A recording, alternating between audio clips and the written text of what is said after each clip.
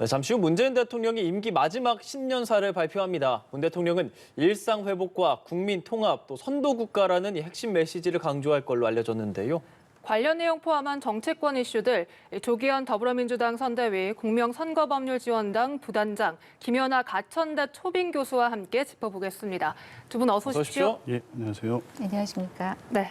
문재인 대통령이 잠시 후 이 임기의 마지막 신년사를 발표를 합니다. 네. 통상 신년 인사회를 진행한 뒤 며칠의 간격을 두고 신년사를 발표를 했는데 이번엔 신년사와 신년 인사회를 같은 날에 하네요. 예, 통상은 이제 1년 동안의 이제 국정 과제를 밝히시는 게 이제 신년사 자리이고 또 그거에 맞추어서 그 국정 과제에 맞는 어떤 신년 인사회를 갖고 또 기자회견으로 이어지고 이런 게 이제 통상적인 신년의 어떤 메시지 발표이셨는데요. 네. 아무래도 이제 임기가 한 5개월 남으셨으니까 국정을 어떻게 마무리할까의 메시지 중심으로 해서 인사회나 이런 부분들을 하나로 통합해서 간소하게 하고 뭐 국민께 전하는 메시지를 분명히 하시기 위해서 일정을 이제 그렇게 맞춘 것 같습니다. 네. 이 신년사에 어떤 내용이 담길지도 많은 관심인데 보도에 따르면 국민 통합이나 선도국가 화두가 제시될 거다 이런 보도가 많더라고요. 지금까지의 문재인 대통령의 신년사를 보면 예. 사실 공통된 단어들이 있었습니다.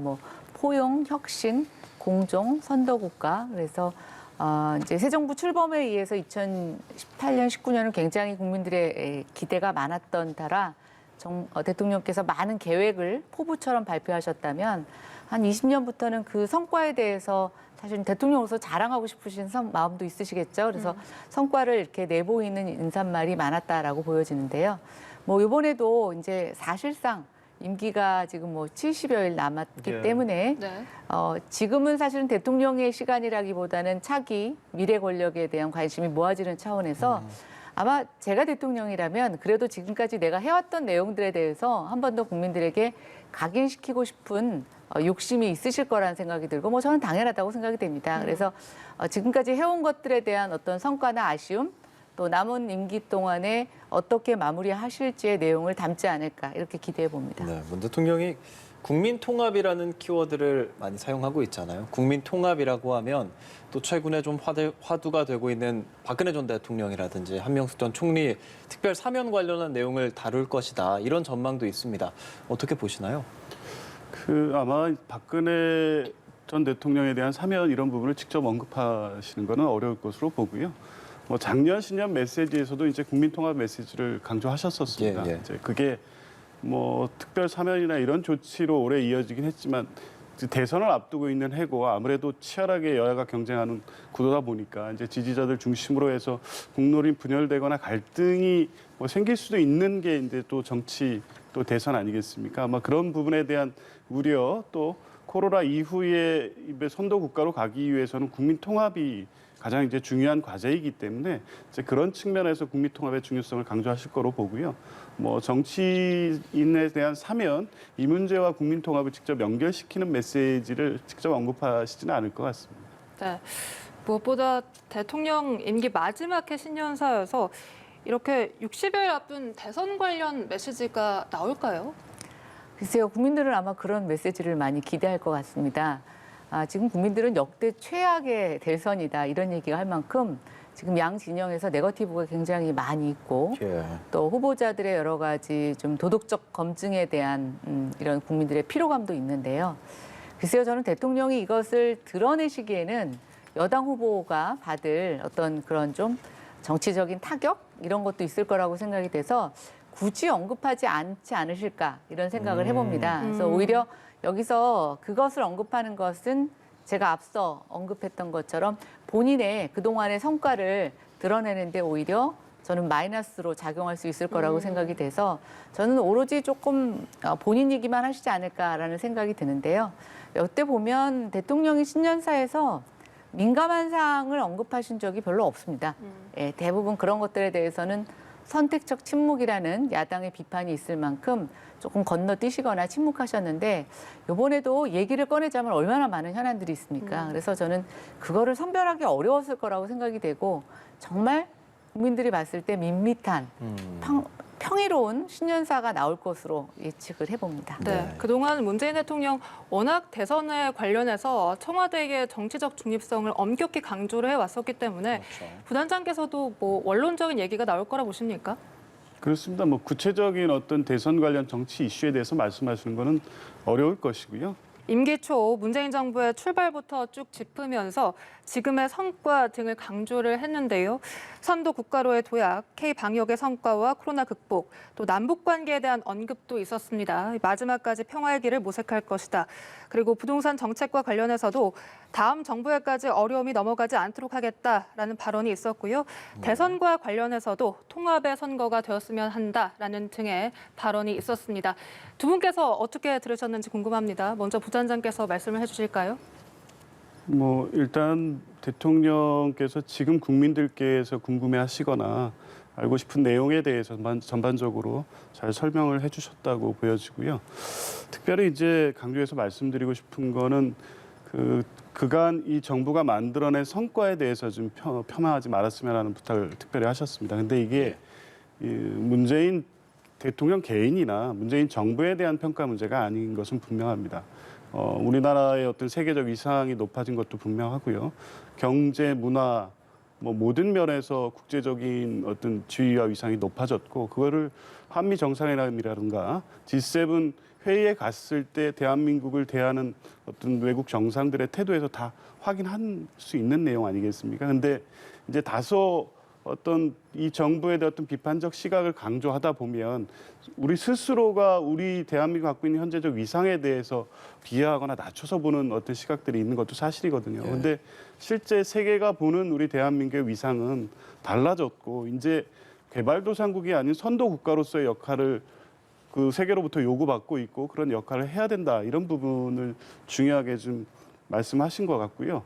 뭐 새로운 정부에서의 과제도 마찬가지라고 봅니다. 당연히 코로나 위기 극복을 통해서 일상 회복에 뭐 중점을 둬야 될 것이고 지금 달라진 어떤 국제적 위상, 대한민국의 그런 위상에 맞는 어떤 정부의 역할을 해야 되는 것도 맞기 때문에 그런 부분에 대해서 현 정부와 지난 4년간의 어떤 성과에 대해서 말씀을 하시고 자기 정부에서 이런 부분들이 잘 계승되고 또 한계는 한계대로 극복할 수 있도록 남은 임기 동안 최선을 다하겠다 이런 말씀들이 예. 국민들께는 꽤 설득력 있게 받아들이지 않을까 이렇게 기대해 봅니다. 우리나라의 국제적 위상에 대해서 좀 짚어주셨고요. 김 교수님 좀 평이한 내용이 있을 거라고 예상을 하셨잖아요. 어떻게 들으셨나요? 제 예상대로 현안이 되는 이슈들은 언급되지 않고 피해 가신 것 같습니다. 그리고 또 제가 그동안의 성과에 대해서 나름대로 대통령이 국민들에게 좀 알리실 내용들을 강조하실 거라고는 생각을 했는데요. 글쎄요, 저는 오늘 신년연설을 보고 이게 대한민국 대통령이 대한민국 국민에게 하는 연설인지 대한민국 대통령이 해외에 나가서 우리나라에 대한 어떤 위상과 자랑을 하는 내용인지 좀 헷갈릴 만큼 너무 좀 큰 과제들, 국민들의 지금 어떤 바닥 민심, 그다음 체감되는 경제에 대한 얘기는 하나도 있지 않고 또 지금 굉장히 아픈 부분이 있지 않습니까? 코로나 위기가 2년 넘게 지속되면서 자영업자들이 너무 힘들고 또 처음에는 백신을 맞으면 다 모든 게 해결될 것 같았는데 지금 추가적인 백신을 맞아야만 또 이 생활이 유지될 것 같은 그 와중에 백신을 맞고 백신의 부작용으로 인해서 사망하고 목숨을 잃고 가족을 잃은 사람들이 늘어나면서 예. 정말 너무나 어려움이 있죠. 근데 그런 내용들은 하나도 언급되지 않았다는 게 조금 아쉽고요. 또 하나 대통령의 눈높이가 아까 제가 이제 해외를 향한 눈높이가 있다라고 보면 국내에서도 좀 거시적인 뭐 내용만 언급하셨을 뿐 미시적인 내용이 좀 빠져 있어서 안타깝다는 생각이 들었습니다. 그리고 뭐 내용 중 부분 보면 초반기에 정부는 국민을 믿고 국민과 함께 숱한 위기를 헤쳐왔습니다라는 말씀하셨습니다. 네.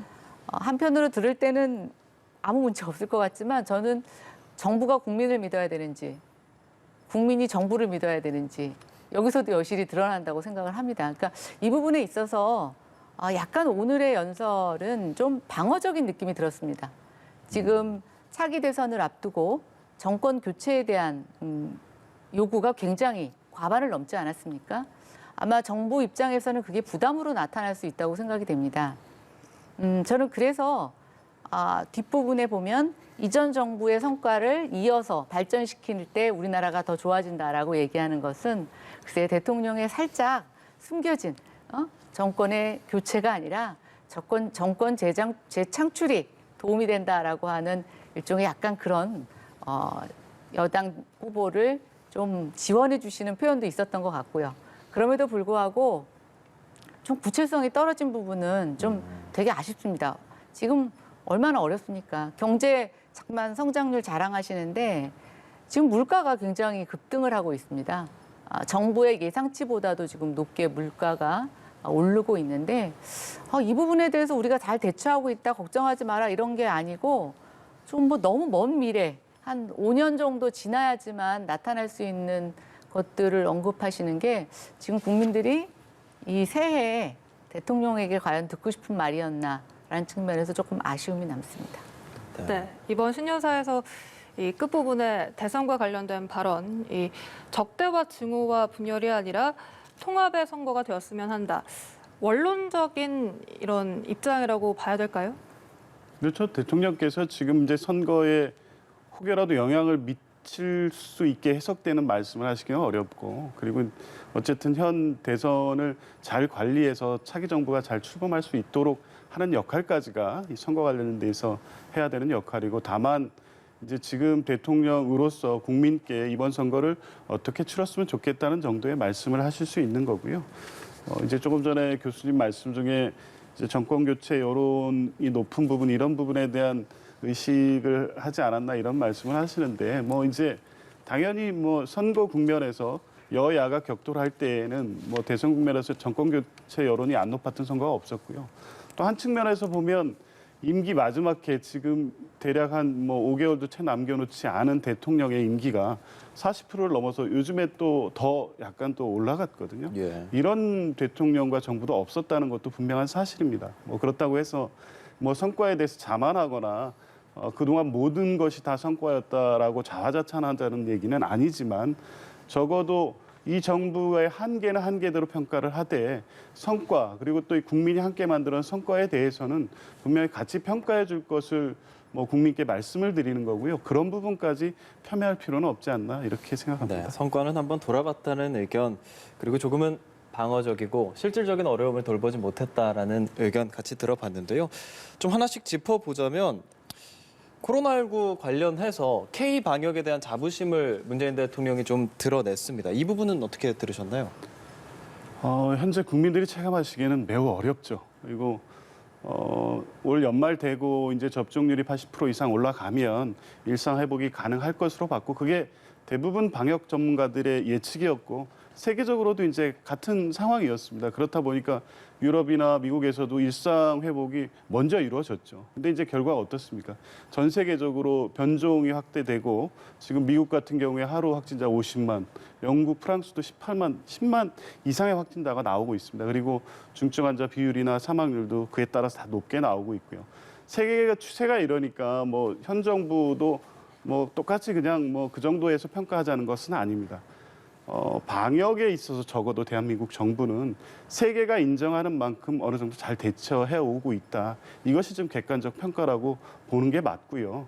국민들이 체감하는 것은 물론 빨리 일상이 회복되고 또 소상공인이나 자영업자들이 또 일상이 회복되고 국민 개개인들이 느끼는 또 피로감도 굉장히 크시기 때문에 하루빨리 일상으로 돌아왔으면 좋겠다는 것이 당연한 생각이라고 생각합니다. 그리고 그것이 정부가 기대한 만큼 빠른 속도로 진행되지 못하는 여러 변수들 때문에 작년에 이제 말씀드렸던 부분이 아직 실현되지 못한 것도 맞지만, 적어도 이 정부는 국민들께 말씀드린 그 방향 하에서 예. 나름대로 방역을 성공적으로 잘 해오고 있다, 이렇게 봐주셨으면 좋겠고, 지금도 어쨌든 사회적 거리두기가 오늘로서 다시 2주가 연장이 됐습니다만 빠른 속도로 지금 뭐 확진자 수가 줄고 있지 않습니까? 중증 환자도 마찬가지고 이제 국민이 이제 함께 극복해 나가는 과정이죠. 이제 이런 부분들이 조만간 일상회복으로 이어질 것으로 보고, 현 정부는 어쨌든 임기 마지막까지, 그리고 새로 출범하는 정부 역시 2022년의 핵심 과제로서 완전한 일상 회복의 과제를 가야 한다는 것이고요. 이제 그런 부분을 강조하신 거라고 생각합니다. 예, 문재인 대통령이 이 밖에도 뭐 K 콘텐츠 그리고 남북 관계, 안보 관련한 문제도 다뤘고요. 또 주거 안정에 대한 이야기도 해봤는데 이런 내용들이 이제 대선의 해잖아요. 그렇기 때문에 우리 신년 정책 행보가 빨라지고 있는 두 후보의 이야기를 통해서 함께 다뤄보도록 하겠습니다. 이재명 후보를 좀 살펴보면요. 1박 2일 일정으로 주말에 PK를 다녀왔고 부산에서 일출을 보면서 그 소원 중 하나로 경제 재도약에 대한 이야기를 했거든요. 또 청년층을 타겟으로 한 월세 관련한 공약을 내놨는데 야당 입장에서 어떻게 평가하시는지 들어보겠습니다. 지금 여야를 떠나서 대선 후보들이 가장 주력해야 되는 것은 경제 문제인 것 같습니다. 지난 4년 동안 코로나로 인해서 문재인 정부는 나름 잘 방어했다고는 하지만 지금 정말 바닥 경기는 어렵기 때문에 저는 두 후보 다 지금 그 부분에 있어서의 어떤 여러 가지 대안들을 많이 제시하고 있는데요. 예. 특히 이제 뭐 월세 공제 얘기가 어제 이재명 후보에서 언급이 됐습니다. 네. 오늘 대통령 말씀도 주거 불안, 주택 가격 상승에 대한 부담을 다음 정부로 넘기지 않겠다라고 얘기를 하셨는데요. 사실 저는 구체적으로 어떤 방법으로 그럴 수 있을까? 지금 4년 동안 높아진 것이 뭐 지금 하향 안정세를 보이고는 있지만 글쎄 다음 정부로 이 부작용이 넘어가지 않을 수 있을까라고 하는 데는 좀 의구심을 갖고 있습니다. 만약에 경기가 급격하게 하락하거나 물가 부담으로 인해서 금리가 급격하게 상승하게 되면 오히려 지금 굉장히 주택 가격에 대한 급락의 위험도 예견되고 있기 때문에 도대체 어떤 부분에 있어서의 안전 대책이 있는지는 사실 좀 구체적으로 묻고 싶고요. 이제 어제 그 이재명 후보의 월세 공제는 아까 이제 대통령의 눈높이가 제가 굉장히 높아져 있다. 이 바닥의 현실을 잘 파악 안 하시는 것 같다는 생각이 드는데 이재명 후보도 역시 그런 느낌을 받았습니다. 월세 세액 공제 비용을 늘리겠다. 표면적으로 보면 굉장히 서민 주거에 도움을 주는 정책처럼 보입니다. 그리고 적용 대상 주택도 3억에서 5억 원으로 늘렸죠. 근데 주택값이 오르니까 저는 기준은 당연히 높여야 된다고 생각합니다. 근데 정말 월세를 내는 사람들, 단칸방에서 월세를 내는 청년들이나 또는 고령의 굉장히 사회적 약자 계층을 보면은 월세 세액 공제를 해줘도 연말에 소득 공제를 못하는 정도의 소득 수준인 사람들이 많습니다. 그래서 사실은 월세 세액 공제가 정말 어려운 사람들에게 체감되기 어렵다라고 하는 정책의 한계를 갖고 있었는데 그 부분을 알고 얘기하신 건지 아니면 이제 민주당의 지원 대상이나 어떤 정책의 대상은 이 차상위 계층이나 중산층으로 올라온 건지 특히 이제 대통령 후보이다 보니까 표를 의식해서 과거의 어떤 약자를 대변한다고 하는 민주당의 어떤 그런 모습보다는 외연을 확장한 모습이라고 긍정적으로 해석할 수도 있지만 오늘 대통령 신년사와 연결해서 보면 정말 이제 민주당에서 약자를 의식하거나 약자를 고려한 정책들이 주류를 형성하고 있는가라는 측면에서 보면 굉장히 아쉬움이 큰 정책이었다고 보고 월세도 마찬가지라고 보여집니다. 마지막으로 지금 지난 5년 것까지 이제 소득공제를 소급해서 해주겠다라고 하는데 저는 개인적으로 이건 좀 반대합니다. 법이라고 하는 것은 예측 가능성이 있어야 됩니다. 지난 5년 것까지 소급 적용해 준다고 하는 것은 법의 원칙의 여러 가지들을 거스르는 측면이 있는데요. 이재명 후보가 좀 추진력이 좋다라는 어떤 평을 받는 것 중에는 좀 무리한 추진 이런 것들이 사실 수반되는데 저는 이게 계속 이런 식의 무리한 추진을 어떤 본인의 추진력으로 포장하는 이런 것들이 계속 늘어난다면 저는 바람직하지 않다라는 생각이 듭니다. 특히 지금 국회가 180석이나 여당이 차지하고 있는 상태에서 입법 독주를 할 수 있는 여건인데 대통령 후보마저 그런 얘기를 한다라고 하면은 임대차 3법이 통과되고 나서 굉장히 시장 불안이 있었던 것처럼 지금 전반적으로 그런 요소들을 더 제시하시는 것 같아서 약간 불안하고 안타깝다는 생각 해봅니다. 네, 이 이재명 후보의 월세 정책과 관련해서 혹평을 해주셨는데 짧게 반론 들어보겠습니다. 뭐 구체적인 내용에 대해서 다 설명하기는 좀 어려울 것 같지만 이 말씀하신 핵심적인 내용은 실제 지금 월세 공제 제도가 있지만 실효성의 문제 때문에 실제 청년층이 공제 혜택을 받고 있느냐에서 출발한 문제입니다. 이런 부분을 현실화시키겠다는 거고요. 결국에 이제 5년 전 월세까지 2월 공제 받는다는 것도 연 단위로 이걸 계산하다 보니까 실제 이 공제 대상이 되는 숫자가 턱없이 낮아서 청년들이 월세를 낸 것에 대한 공제 혜택이 실제로 이루어지지 않기 때문에 그걸 실질화하기 위해서는 5년 전 월세까지 공제하는 방안을 도입하겠다는 겁니다. 그리고 이제 그 대상이 되는 주택의 어떤 주택가의 범위도 확대하는 것도 이 제도에 비해서 실제 효과를 받는 대상이 턱없이 부족한 현실을 반영해서 이제 구체적인 어떤 대안을 마련하신 거고요. 법적 안전성 문제를 말씀하시는데 적어도 이게 이제 한시적인 문제로 볼 수 있는 거 아닙니까? 최근 1, 2년간 급등한 그 주택가의 문제로 인해서 월세도 상향이 되고 이제 그거에 비해서 실제 그거에 대한 혜택을 주기 위해서 만들어놓은 공제제도가 주택가의 상향에 따른 어떤 이 문제로 인해 가지고 효과가 상쇄되고 있는 상황이거든요. 이런 부분에 대한 보완으로 좀 받아주셨으면 좋겠고요. 이제 부동산 대책이라는 게 이제 핀셋처럼 실제 어떤 그 주택 그 거주 취약계층, 청년이라든가 신혼부부나 이런 부분에 대한 대책과 다 결부돼 있고 또 실소유자 대책도 이제 구체적으로 이미 세 차례 그 공약 통해서 발표를 하셨습니다. 그러니까 이제 하나하나의 공약에 대한 어떤 비판의 지점이 있지만 전체적으로는 크게는 아마 신년 회견에서 밝히실 것으로 봅니다만 공급 대책에 대해서 확실한 대책을 제시를 하실 거고요. 또 실소유자 대책에 대해서는 이미 세 차례 보유세라든가 취득세 문제, 양도세 어떤 중과 문제에 대한 유예에 대해서 이제 종합적인 어떤 대책을 만들고 있고 그걸 하나하나 제시해 가는 과정이기 때문에요. 이제 이런 부분을 좀 같이 종합적으로 보셨으면 좋겠습니다. 그리고 적어도 현 정부에 대한 어떤 비판적 시각의 핵심이 부동산 정책에 있고 거기에서는 이제 규제 위주의 어떤 정책, 또 수요 억제 정책, 또 금리에 대한 통제 정책 이런 부분들이 실수요자라든가 실제 거주 여건제 취약한 분들에게 오히려 이제 악재가 되고 어려움을 초래했다는 비판이 있기 때문에 이런 부분에 대해서는 어떤 정책적 조정이 다음 정부의 과제 아니겠습니까? 이런 부분에 대해서 야당에서도 계속 비판을 해왔던 부분이 있고요. 그렇다고 해서 정책이 완전히 기존의 민주당과 전환되는 것이 아니라 한계로 지적됐던 이런 부분에 대해서 아주 구체적인 대안을 제시하고 있는 것이다. 이렇게 평가해 주시면 좋겠습니다. 이재명 후보의 월세 관련 공약에 대해서 이야기를 들었는데 또 윤석열 후보도 부동산 관련해서 한국형 반값 임대료 프로젝트라는 이름으로 소상공인과 자영업자에게 정부 보증으로 대출을 해주고 임대료와 공과금을 상환 금액에서 50% 제외한다. 이런 식으로 대책을 내놨더라고요. 이 부분에 대해서는 어떻게 평가하시는지 궁금합니다. 이제 구체적인 내용까지 제가 다 살펴보지 못했습니다만 어쨌든 임대료 부담을 안고 계시는 이제 자영업자들 특히 이제 거리두기 강화 이후에 코로나 이후에 지금 몇 년 동안 굉장히 어려움을 겪고 계시니까요. 이제 그런 부분에 있어서 정부가 이제 보증하거나 직접 지원하는 방식으로 임대료를 이렇게 대체해주는 어떤 방식의 정책은 필요하다고 보고요. 구체적으로 이제 이게 이제 보증하는 방식의 정책이 문제가 되는 게 이제 그 금융기관과의 어떤 협조라든가 이런 부분도 있고 이게 이제 실효성을 거두기 위해서는 단순하게 어떤 비율적인 어떤 상향 제시 이런 문제보다는 실질적인 어떤 이 대상 계층들이 요구하는 수준에 맞는 정책인가를 이제 검토해 봐야 되는데요. 아마 발표된 정책이니까 이 부분에 대한 어떤 별도의 평가는 좀 있어야 될 거로 봅니다. 네.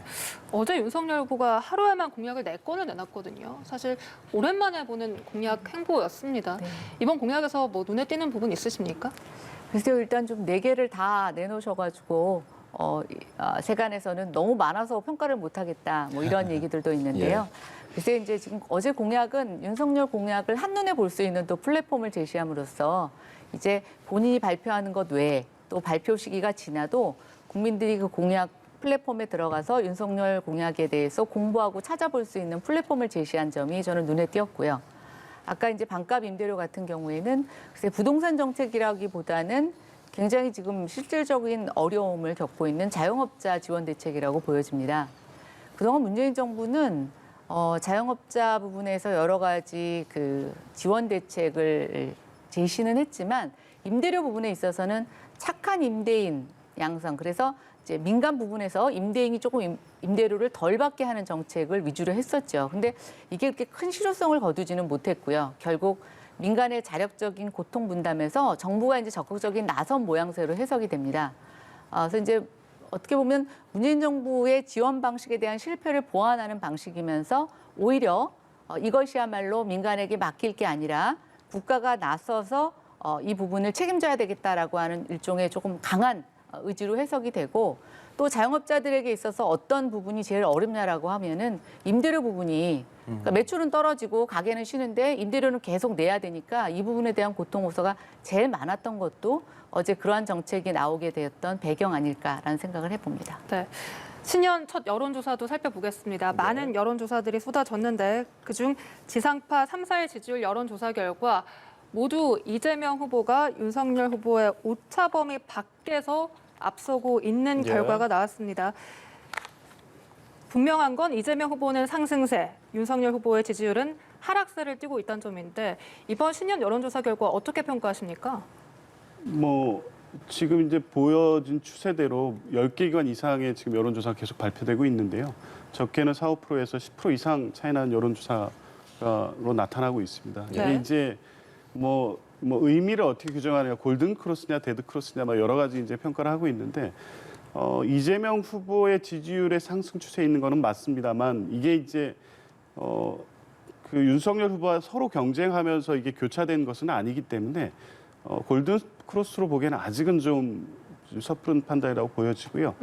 윤석열 후보가 2주 전부터 해서 한 10% 이상이 지금 빠진 것은 분명해 보입니다. 이게 이제 김건희 씨의 어떤 사과 해결 이후 보여준 어떤 정책 이슈 또 이준석 대표와의 갈등 여러 가지 요인들이 이제 결부되면서 윤석열 후보의 지지율이 하락하는 결과가 지금 신년 여론조사에서 그대로 반영된 것이고요.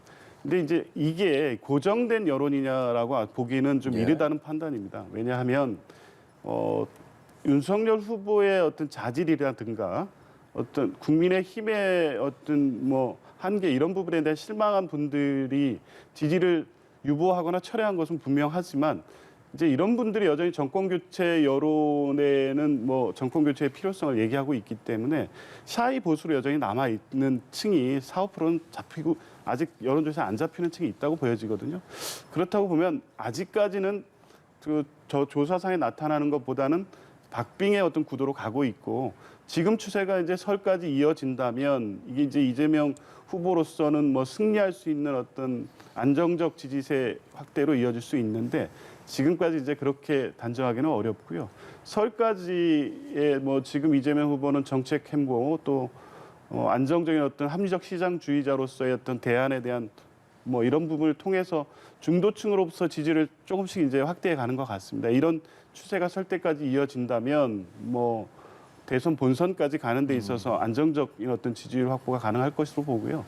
뭐 상대적으로 이제 윤석열 후보 같은 경우에도 어제부터 이제 최근의 어떤 지지율 하락에 대한 어떤 뭐 내부의 어떤 검토라든가 문제의식이 있었겠죠. 김정인 뭐 위원장 오늘 또 메시지나 이런 부분으로 직접 다 총괄하겠다는 말씀도 하시고 또 윤석열 후보는 국민 앞에 또 큰절도 하시고 뭐 이런 행보가 과연 이제 근본적으로 지금까지 국민의힘이나 윤석열 후보에 대한 제기된 문제를 극복해낼 수 있고 국민의 신뢰를 얻을 수 있는지가 남은 한 달 동안의 어떤 뭐 지켜봐야 될 대목인 것 같습니다. 네. 이 사태를 반영하듯 오늘 오전에 뭐 많은 소식이 들어왔습니다. 김종인 위원장이 선대위 전면적 쇄신 그리고 앞으로 윤석열 후보의 일정도 잠정 중단한다고 합니다. 한국거래소 일정 이후에 이렇게 이번 신년 여론조사를 받아든 결과 이렇게 움직인다고 봐야 될까요? 이번 움직임은 어떻게 보세요? 네, 일단 지금 지지율 자체가 하락세를 띠고 있고 또 상대 후보와의 격차가 이제 오차 범위를 벗어난다라고 하는 것은 후보의 선대위 입장에서 보면 굉장히 위기의식을 느낄 만한 저는 징표라고 생각이 됩니다. 그리고 지난 한 달 동안의 여러 가지 국민의힘 내부의 어떤 갈등 문제를 봤을 때 저는 뭐 충분히 당연한 결과라고 생각하고 또 이렇게 후보와 캠프가 이것을 민감하게 반응해 주는 것 저는 굉장히 바람직한 현상이라고 생각합니다. 이 오늘 여론조사 결과를 보고 이재명 후보께서 본인이 잘해서가 아니라 상대가 못해서 이렇게 지지율 격차가 벌어졌다라고 평가하셨는데 저는 굉장히 냉정하면서도 정확한 평가라고 생각이 됩니다. 지금 대선이 한 70여일 남았는데 누구든지 뭐 윤석열 후보든 이재명 후보든 선두가 계속 선두를 지키기에는 굉장히 긴 시간입니다. 추격자가 따라잡기에는 부족하다고 할 수 있겠지만 선두를 지키기에는 굉장히 아주 긴 시간이라고 보여질 거고, 그건 왜냐하면 저희가 한 달 전의 상황과 지금이 굉장히 달라졌잖아요. 그렇죠.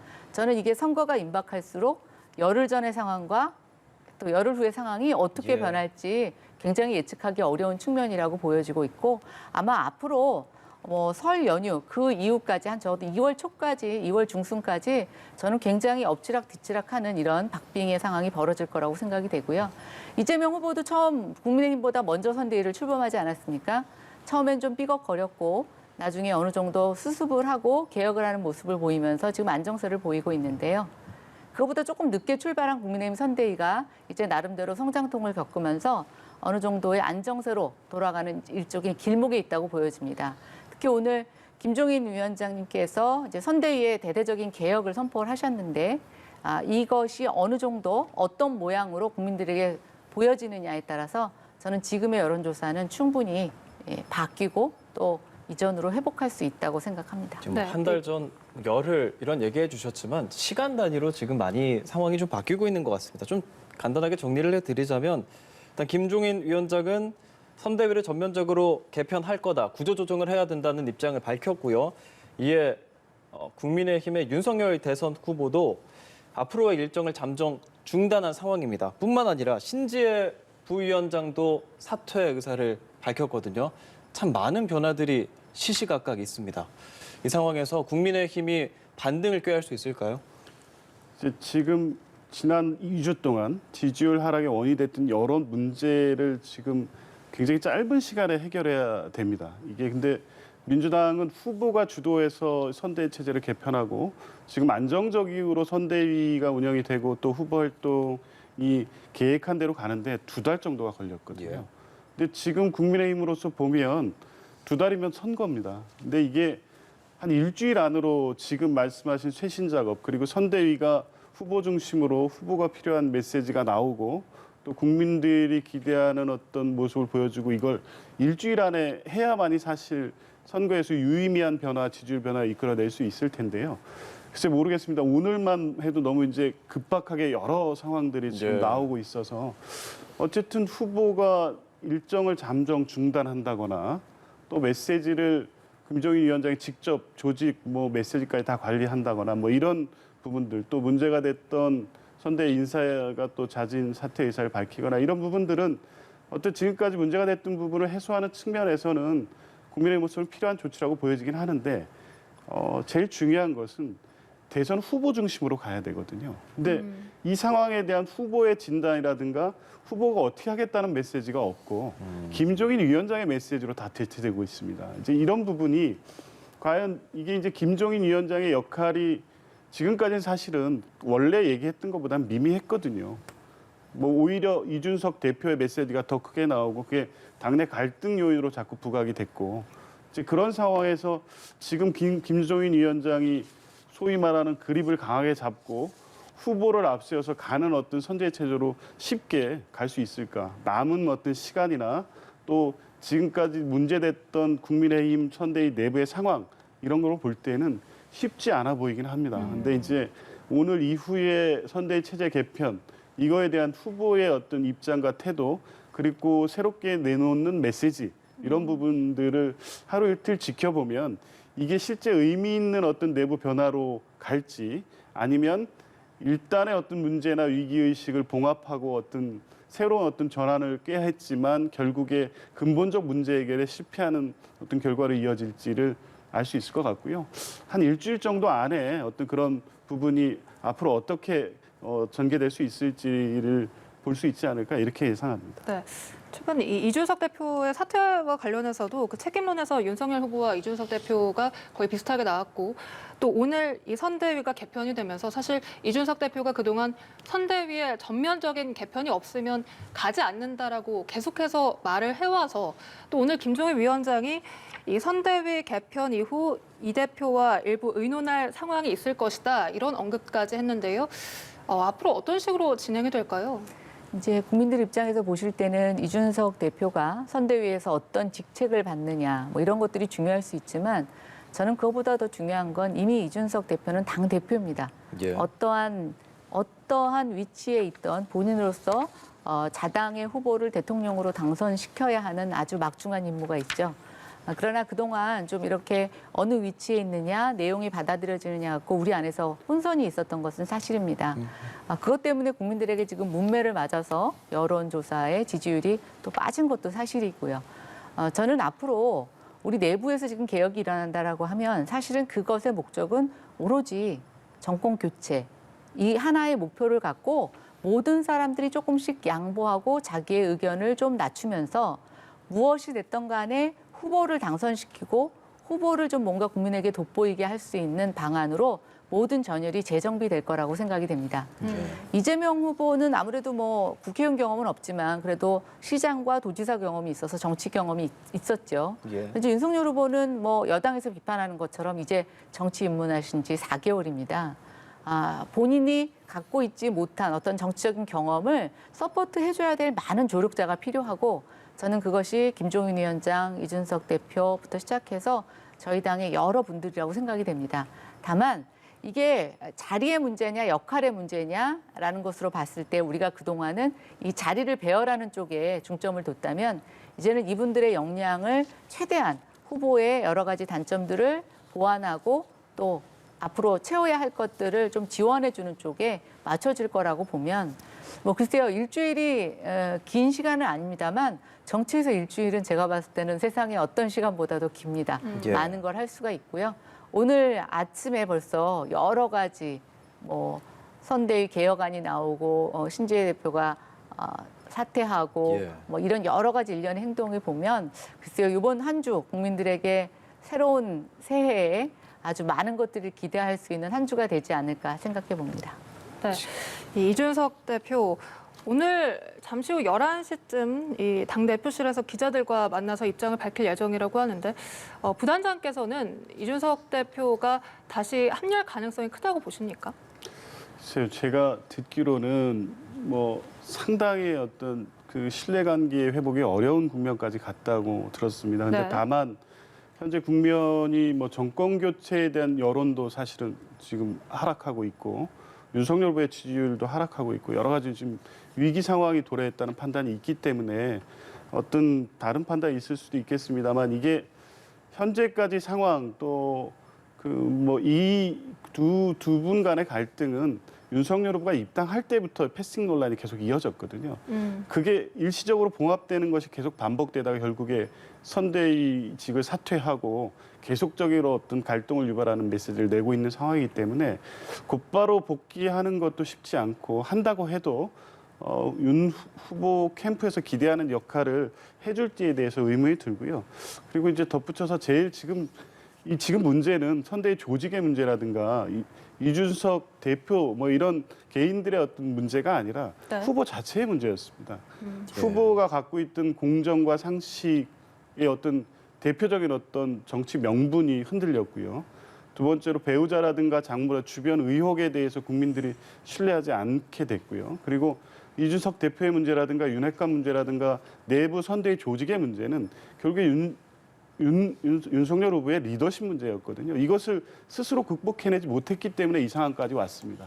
이게 이제 이준석 대표의 복귀라든가 김종인 위원장이 선대위 체제를 강하게 잡고 간다고 해서 일거에 해결될 수 있느냐. 이런 측면에서는 결국 후보 리스크를 해결하지 못하는 한 조직 개편 문제 또 이준석 대표의 어떤 선대위 복귀 정도로는 해결되기 어렵다. 이렇게 봅니다. 네, 이준석 대표가 사실 아까 뭐 사퇴에 대한 책임 관련한 여론조사도 있었고요. 또 뿐만 아니라 신 부위원장이 사퇴를 하면서 본인 SNS에 이준석 대표를 좀 비판하는 듯한 글까지 올리면서 지금 사퇴를 하는 상황이거든요.